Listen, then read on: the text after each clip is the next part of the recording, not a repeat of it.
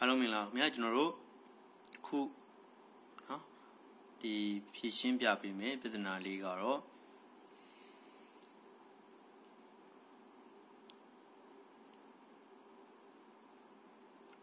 GRUB rescue ပေါ့နော်အဲ့တော့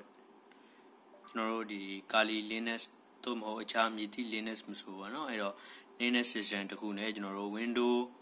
computer တွေပေါ့နော် Windows system တစ်ခုကို Jure လုပ်ပြီးတော့တင်ထားတဲ့နေရာမှာပေါ့အဲ့တော့ကျွန်တော်တို့တွေကဒီ installation ပြုလုပ်တဲ့အချိန်ကြီးများလာတဲ့အခါမှာ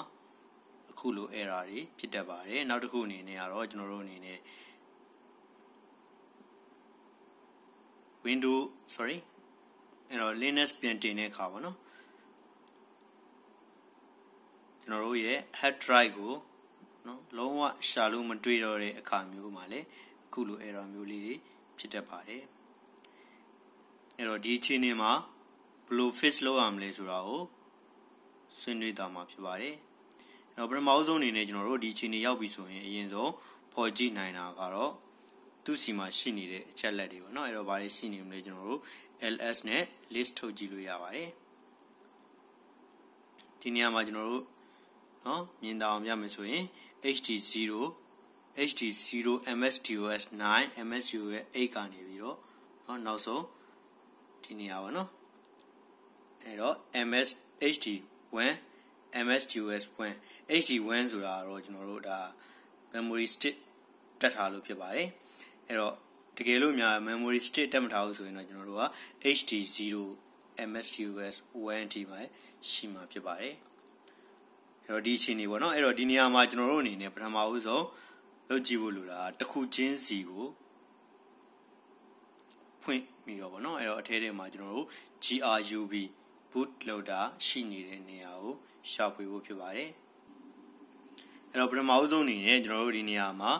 hd0 ပေါ့နော်အဲ့တော့ဒီ hd0 ကိုအရင်ဆုံး ls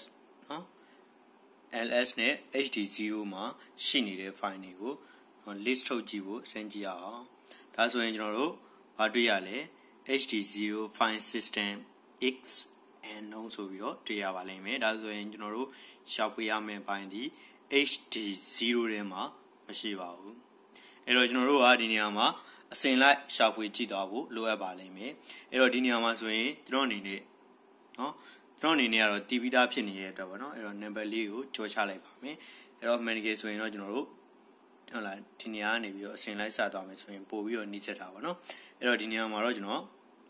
hd0 msdos ရဲ့8ကို browse လုပ်ပြပါအဲ့တော့ကျွန်တော်တို့ဒီမှာကြည့်မယ်ဆိုရင်ပေါ့နော် hd0 msdos 8ပေါ့နော်အဲ့တော့ဒီတစ်ခုကတော့ကျွန်တော်ရဲ့ data အမှန်ရှိနေတဲ့နေရာဖြစ်တဲ့အတွက်ခဏကြော်ခဲ့တာပါ hd0 msdos ရဲ့8ကိုကျွန်တော် ls နဲ့နော် list ထုတ်ကြည့်ပါမယ်ကြည့်လိုက်တဲ့အခါမှာ file system is unknown ဆိုပြီးတွေ့ရပါတယ်အဲ့တော့8မရဘူးဆိုရင်ကျွန်တော်7ကိုဆက်ကြည့်ပါမယ်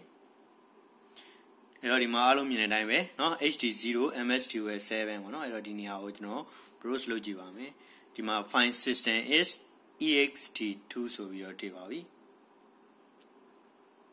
ဒါဆိုရင်ဒါကကျွန်တော် browse လုပ်ကြည့်ရမယ့် partition ဖြစ်သွားပါပြီအဲ့တော့အဲ့ဒီ partition ကိုကျွန်တော် browse လုပ်ပြပါမယ်အဲ့တော့သူ့ကို browse လုပ်ဖို့ကတော့လဲပါတယ်ကျွန်တော်တို့ပေါ်မှာတော့ file system ကိုသိဖို့အတွက် ls เนาะနဲ့ကျွန်တော်တို့ဒီ hd0 msdos 7ဆိုတာဒီပုံမှာပေါ်တဲ့အတိုင်းပဲပေါ့နော်ကျွန်တော်တို့တစ်စင်ချင်းစီရေးသွားတာပါအဲ့တော့ browse လုပ်ရှင်အဲ့နောက်မှာ slash လေးတစ်ခုထပ်ထည့်လိုက်ရုံပါပဲပြီးတဲ့အခါကျွန်တော်တို့ enter ကြည့်မယ်ဆိုရင်သူ့ထဲမှာပါဝင်နေတဲ့အပိုင်းတွေကိုတွေ့ရပါလိမ့်မယ်အဲ့တော့ဒီမှာဆိုရင်ကျွန်တော်တို့ lost platform เนาะ lost and found ရှိမယ် boot ရှိမယ် home etc media เนาะ0ရှိမယ်เนาะ bin ဟုတ်လား tv ရှိမယ်စသည်ဖြင့်ပေါ့เนาะအဲ့တော့ကျွန်တော်တို့အဓိကရှာရမှာက boot နဲ့ grub ဖြစ်ပါတယ်အဲ့တော့ကျွန်တော်တို့ရဲ့အဓိက main point ဒီ grub ပါအဲ့တော့တချို့တော့เนาะကွန်ပျူတာတွေမှာဆိုရင် boot နောက်မှာကျွန်တော်တို့ဒီ grub ဆိုပြီးတော့ grub/ ဆိုပြီးလာပါတယ်ဒါဆိုရင်တော့ကျွန်တော်တို့သိထားဖို့လိုတာကเนาะကျွန်တော်တို့သုံးရမှာဒီ /boot/grub ဖြစ်ပါတယ်အဲ့တော့အခုဒီနေရာမှာတော့ကျွန်တော် boot တစ်ခုပဲတွေ့ပါတယ်ဒီမှာအားလုံးเนาะမြင်တဲ့အတိုင်းပါပဲကျွန်တော်တို့ဒီမှာကြည့်လိုက်မယ်ဆိုရင်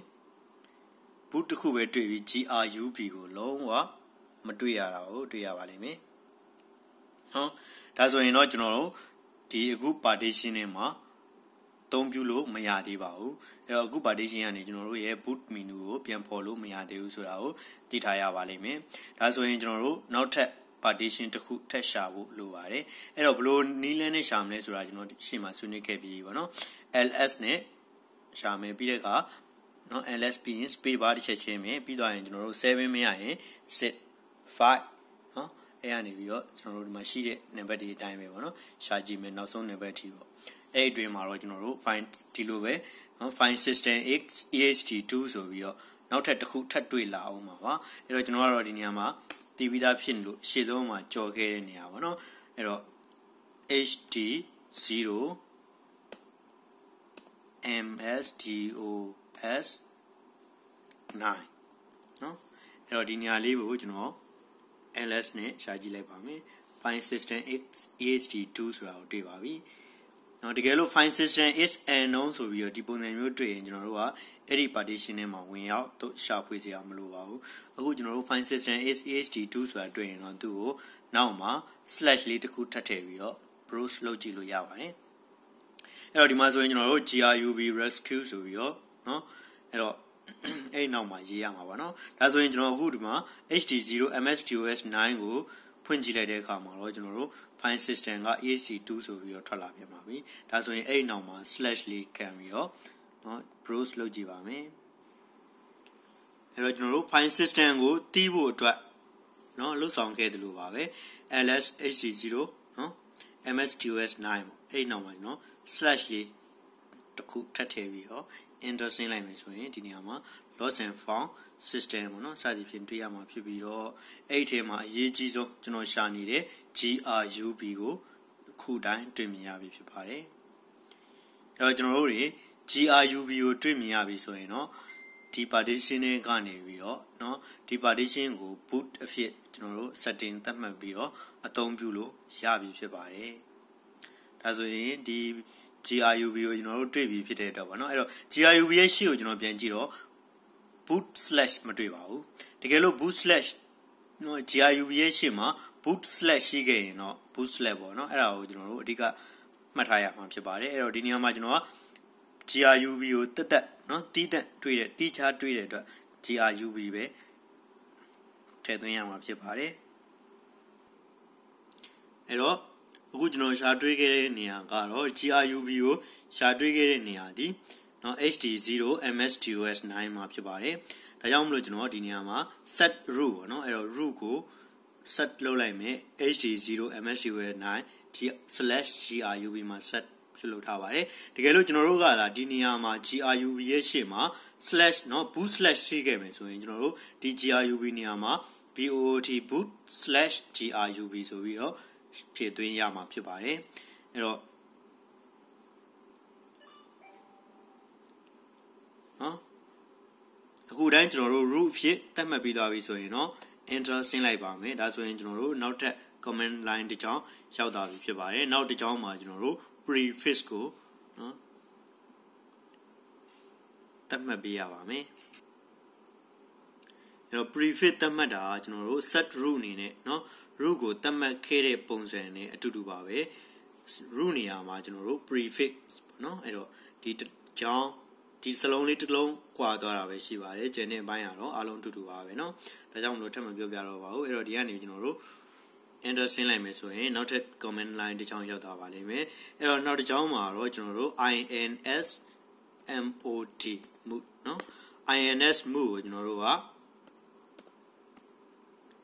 normal လို့သတ်မှတ်လိုက်ပါမယ် enter ဆင်းလိုက်မယ်ဆိုရင်နောက်တစ်ချောင်းရောက်သွားပါပြီအဲ့တော့နောက်တစ်ချောင်းမှာကျွန်တော်တို့က normal ဆိုပြီးတော့ကျွန်တော်တို့ enter ဆင်းလိုက်မယ်ဆိုရင်เนาะကျွန်တော်တို့တင်ထားခဲ့တဲ့ဒီ boot လောက်တာပေါ့နော်အဲ့တော့ grub boot လောက်တာကိုရောက်ရှိသွားမှာဖြစ်ပြီးတော့ window တွေပဲဝင်ကျွန်တော်တို့ Linux system တွေပဲဝင်ရောက်လို့ရှာသွားမှာဖြစ်ပါတယ်